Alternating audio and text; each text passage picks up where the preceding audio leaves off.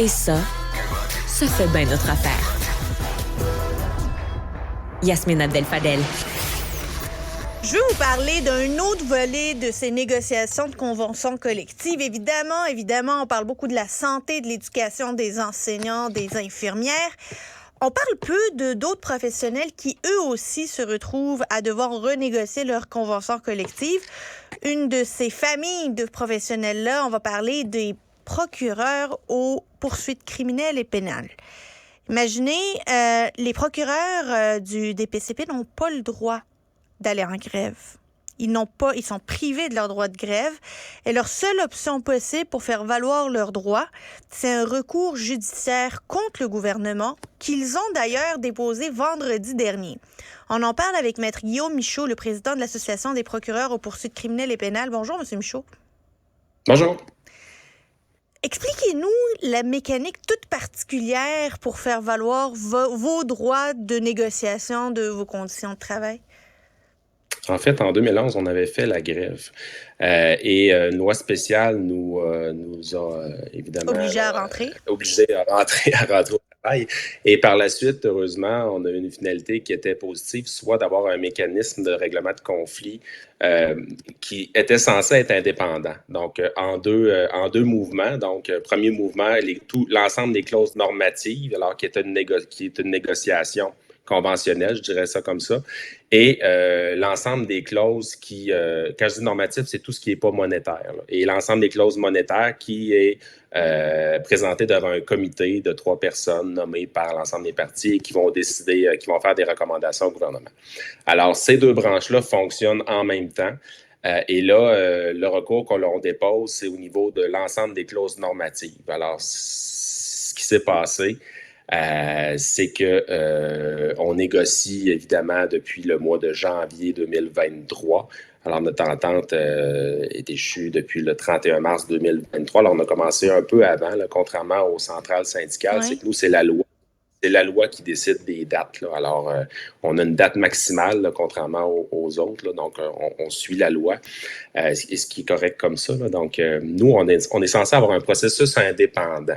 Donc, ce qui veut dire qu'on ne peut pas avoir un droit de grève, mais au bout du compte, ben, si le comité, par exemple, monétaire décide, ben, le gouvernement devrait le suivre. Même chose au niveau du normatif. Alors, on a tenté de s'entendre janvier, février, mars, avril.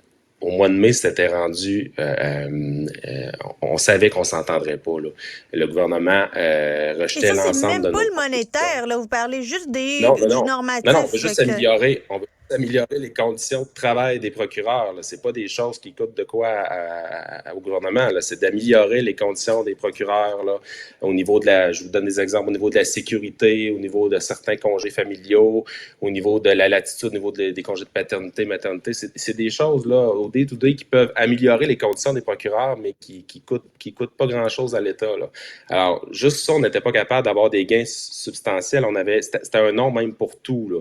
Alors, on s'est vite rendu compte qu'on n'arriverait pas. Alors, on a demandé le médiateur. Le médiateur a été nommé et lui aussi a constaté en 2 rencontres que ça ne marcherait pas. Alors, on est allé devant l'arbitre.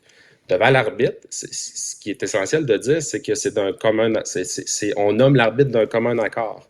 Alors, d'où l'indépendance du processus, c'est de dire, bon, on a nommé un arbitre, ouais. Les 2 parties ont nommé un arbitre, et l'arbitre va décider. Vous comprenez, nous, quand on va devant un arbitre, on y va de bonne foi. On sait qu'on va perdre des choses, mais on sait qu'on va en gagner aussi. Ouais.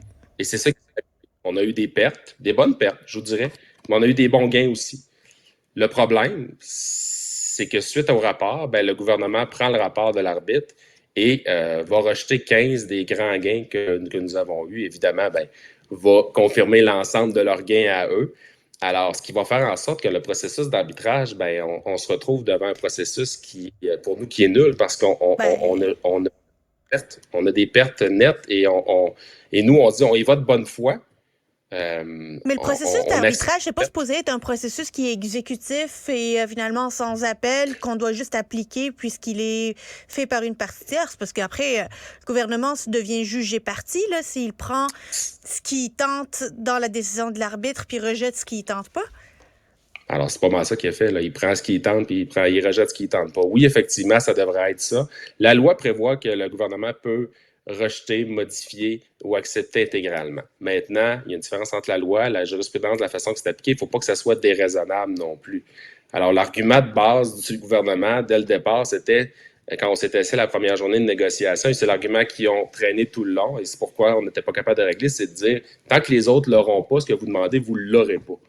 Alors, l'arbitre est venu dire, ben non, moi, je suis là pour décider des conditions de travail des procureurs. Alors, c'est ce que l'arbitre a décidé. Alors, l'arbitre a décidé certains gains pour nous, certaines pertes. Et après ça, le gouvernement a ramené le même argument en disant, ben les autres ne l'ont pas. Et tant qu'ils ne l'auront pas, vous ne l'aurez pas. Alors, c'est Mais pas là, un argument. C'est quoi les prochaines étapes et devant quoi on s'expose, là, nous, comme citoyens, là, à quoi faut s'attendre? Ben, là, présentement, là, on a un pourvoi en contrôle judiciaire. Ça veut dire qu'on demande à la Cour supérieure de mettre en exécution, de dire au gouvernement de mettre en exécution les recommandations de l'arbitre dans son intégralité. Alors ça, c'est la première étape. Maintenant, ça n'a aucun... on n'a pas le droit de grève, là, on n'a pas de moyen de contester, on n'a pas de moyen présentement, autre que déposer un recours judiciaire, on n'a pas d'autres moyens. Maintenant, à moyen terme, à long terme, évidemment, on a d'autres recours. On a un recours en 2019 sur nos conditions salariales. Le gouvernement a fait la même chose, mais au niveau du comité, n'avait pas suivi les recommandations. Alors, le gouvernement est passé maître, mais présentement là-dedans, de prendre un comité indépendant, de dépenser des deniers publics, là, parce que ça coûte cher au gouvernement, ça coûte cher aux citoyens de faire ces comités-là, là, de faire les comités, puis après ça, de le prendre, puis de le mettre au vidange.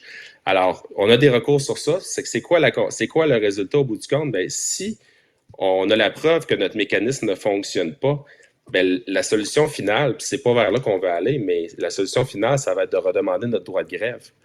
C'est ça la solution finale, c'est de faire demander que la loi soit inconstitutionnelle, de redemander notre droit de grève, puis malheureusement, de l'exercer avec les conséquences que ça peut avoir, vous comprendrez, sur le système de justice qui est déjà en train de craquer. Alors, c'est pas ça que les procureurs veulent, c'est pas ça qu'on voulait en 2011 non plus. Et votre vis-à-vis là-dedans, c'est toujours le Conseil du Trésor, j'imagine, c'est pas le ministère de la Justice. C'est une bonne question. C'est pas clair, mais le Trésor semble en gérer une bonne partie. Alors, quand on était au table de négociation, parce que c'est un comité qui est particulier, donc on se référait au directeur des poursuites criminelles et pénales qui était assis à la table. Alors, notre interlocuteur, c'était le directeur des poursuites criminelles et pénales, donc qui était représenté par son directeur adjoint. Mais on référait toujours au Trésor. Alors, on n'était pas capable d'avancer parce que oui, on dit que le directeur des poursuites criminelles et pénales est indépendant, mais c'est pas vrai qu'il est indépendant quand c'est le temps de négocier les conditions de travail de ses procureurs. Là, on se tournait vers le Trésor et on disait, ben, le Trésor veut pas.